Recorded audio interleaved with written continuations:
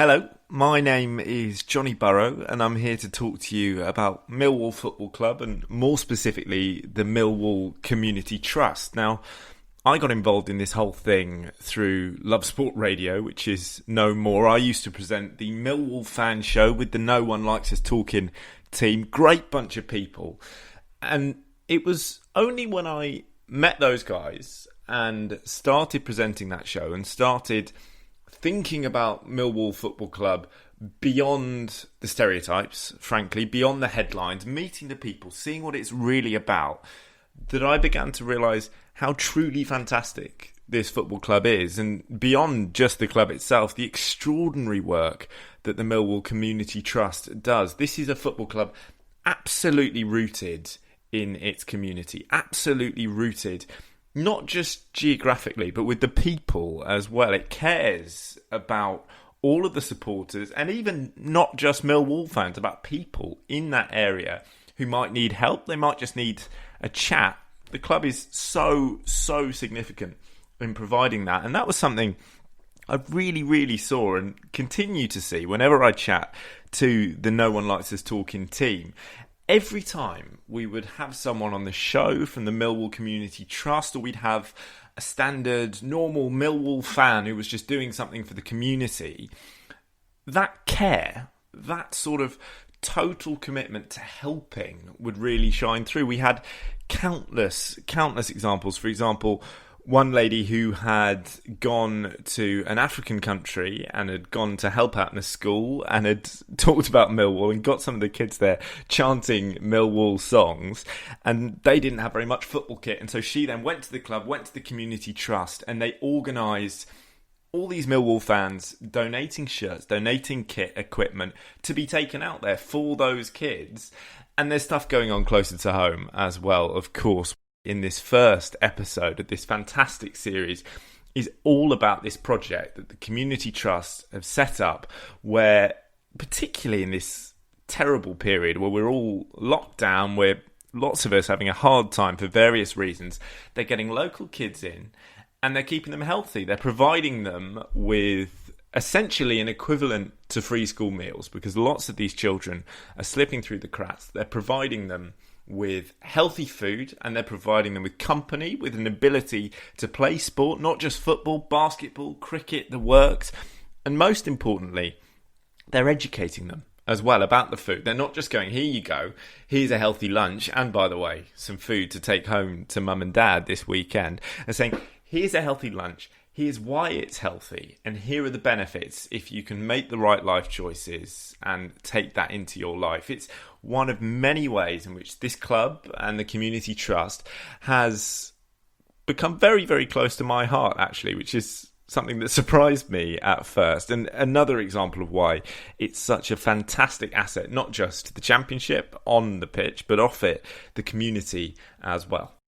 You're going to hear a fantastic interview with a great man, it has to be said, Peter Varney, who is mentor to Sean Daly, the CEO of the Millwall Community Trust. And you're going to hear a bit about what Peter himself does, what that relationship with Sean is like, but also what it's led to, what Sean is able to do in that role, what the trust as a whole continues to push forward, and the incredibly positive impact that is continuing to have and will continue to have on the local community for many years. So that is absolutely worth a listen. It's Jeff Burnige, one of the No One Likes Us Talking team, and I'm at St Paul's, the ground in Rotherhithe, and I am interviewing Peter Varney, who is a mentor for Sean Daly, the CEO of the Millwall Community Trust. Good morning, Peter. Yeah, morning, Jeff. Nice to see you. So tell us a little bit about your involvement. How did it come about, and what do you see your task as doing with Sean? I went out for a coffee with Steve Kavanagh, ended up in this role, really. Sean, obviously, was the acting CEO when I arrived. There were lots of problems around the trust, needed a proper business plan, needed a little bit of structure to it, and my role really was to come in and do that. And then Sean got the job, and to mentor Sean in the job. So hopefully I'll do myself out of a job in the long term, so that he thrives, and he's doing a great job from where it was and the financial problems he's had, they're now a thing of the past. Going well, and he deserves a lot of credit for initiatives like today that that are happening under the Trust umbrella. Well, I think Millwall can be proud of the Millwall Community Trust because it was founded in 1985. I think ourselves and one other London club, I think it was Leighton Orient, were the first clubs ever to have a community scheme, certainly in London. And in 1985 it was funded by the then GLC, which within a year was abolished. So we had to go to Lewisham and Southwark for them to fill the gap of funding, and since then the trust has had some ups and downs, and you're quite right, Peter, that before Sean arrived we had gone through a significant down. What problems did you find when you got here that needed addressing immediately? I think everything starts with finance, doesn't it? If you haven't got the finance right, then obviously your organisation's not going to survive.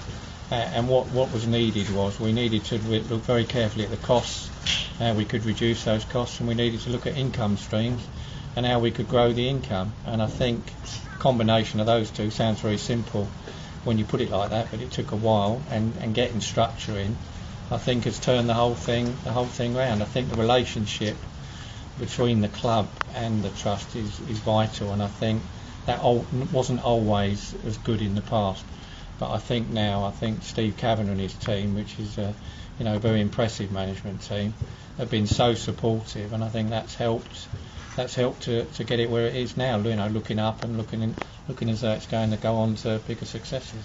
What do you think the problems have been in recent months in the COVID-19 era? What are the major problems, and how do you think we've coped with that as a club and as a community trust? Well, obviously lockdown has damaged so many of us, hasn't it? So many businesses, individuals, and programs like this, because obviously initially we weren't allowed to run any programs. We're here today at St Paul's, and that was shut down. It's only now we're starting to see the reopening, and what that did was that meant that a lot of the grant funders were not necessarily committing to the money, which obviously has an impact on us. Against that, we were able to furlough staff, and so there's been a bit of mitigation in that, and now you're starting to see programs come back, but there's still some programs which we're not able to run, so we're having to be very careful in making sure that we go back to that old adage of reducing your costs and increasing your income, and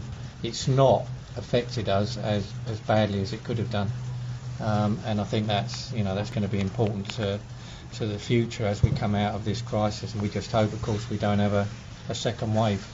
Over the years, Millwall and the Community Trust have pioneered many initiatives in football for which the club's never sought the credit or been given the credit. One of them, for example, is walking football. I think that we're just about the very first to do walking football. How's that going?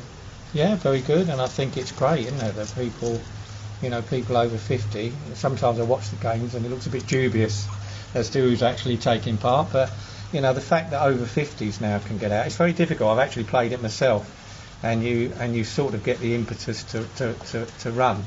It's really, really difficult not to run, but more and more people are getting involved in walking football, and I think that's great. Whether we got, like we had here the other day, we've got the 3 and 4 year olds doing the toddler stuff, right up to old guys like me that are going out and still keeping an interest. Because the problem is, when you get older, so many people get stuck in the routine of lack of exercise, staying indoors, watching the TV, and obviously this gives them something to look forward to mix with their mates and whatever, which I think is important. So that programme's growing, yeah. Well, anyone that knows Millwall knows it well, knows the club's got a fantastic heart. Something it's never really given the credit for, and one of the things that has happened to enable Millwall to show that is during this COVID era, we've had to play quite a big part in the local community with supporting them with food. There are still some deprived families in this area, possibly less than a couple of generations ago, but I hear that Jed Wallace, one of Millwall's most admired players, has put his name to a scheme to help us finance giving food to those people that come down to use the facility, and perhaps you can tell us a bit more about that. Yeah, a lot of the local kids actually are getting free school meals. And of course, once we went into lockdown and the school shut, those free meals stopped. Obviously, everybody knows about the Marcus Rashford campaign, but what Jed has done is fantastic, because he's actually fronting a fundraising campaign so that we can provide up to 200 meals for the kids during this period.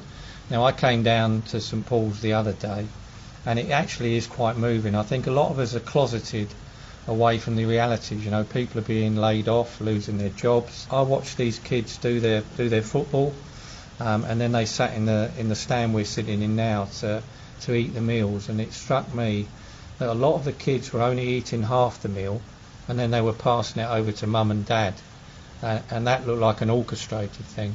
And I couldn't help myself. I had to say to one of the mums, you know, how are you finding COVID? Are you eating as normally? And clearly they're not. Clearly in some households, a lot of them are only having one meal a day, which means the kids were going out without a meal in the day.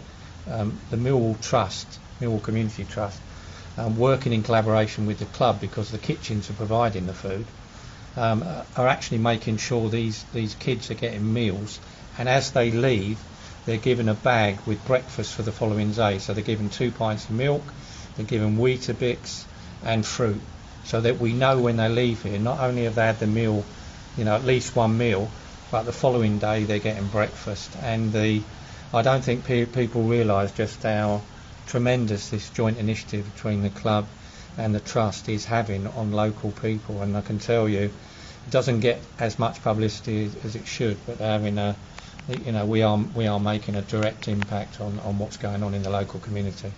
It's great to hear that. I mean, we all know, those of us that support the club and have done for generations in many cases, we all know what Millwall's heart is like. It's really good to hear that something like that has happened and the club and the trust have stepped forward. But interesting that one of the main players has seen fit to put his name to it. I think it's obvious that over the last 3 or 4 years, both under this manager and under the legend that is Neil Harris, uniting the fan base with the team and with the club in general has been something which everyone has noticed over the last few years.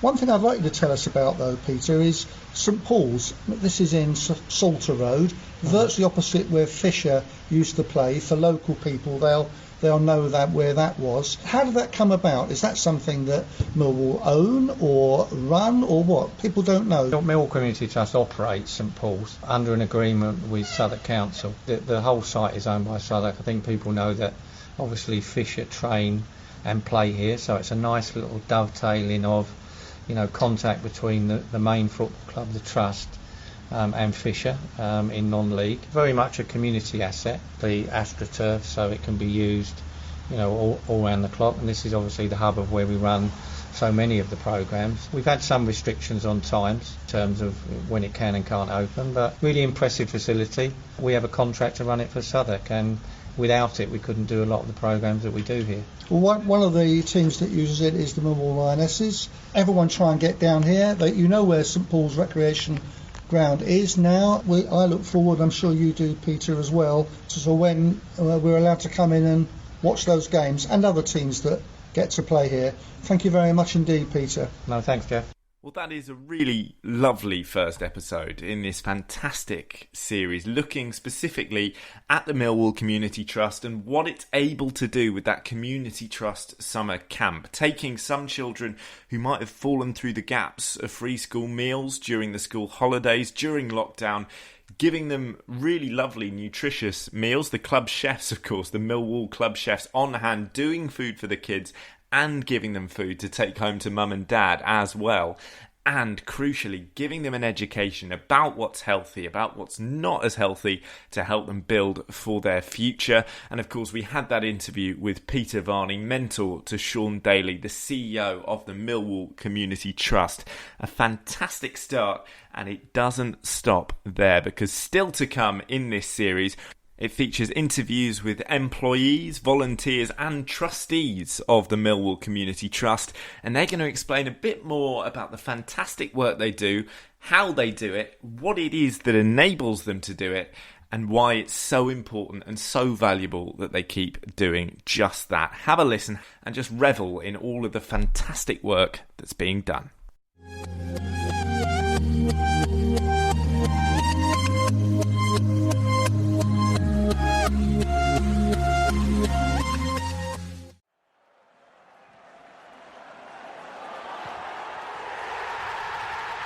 This podcast is a proud member of the Fan Hub 100. Football without fans is nothing, so we've partnered with Fan Hub to put fans first. Search Fan Hub app to play your part in the journey.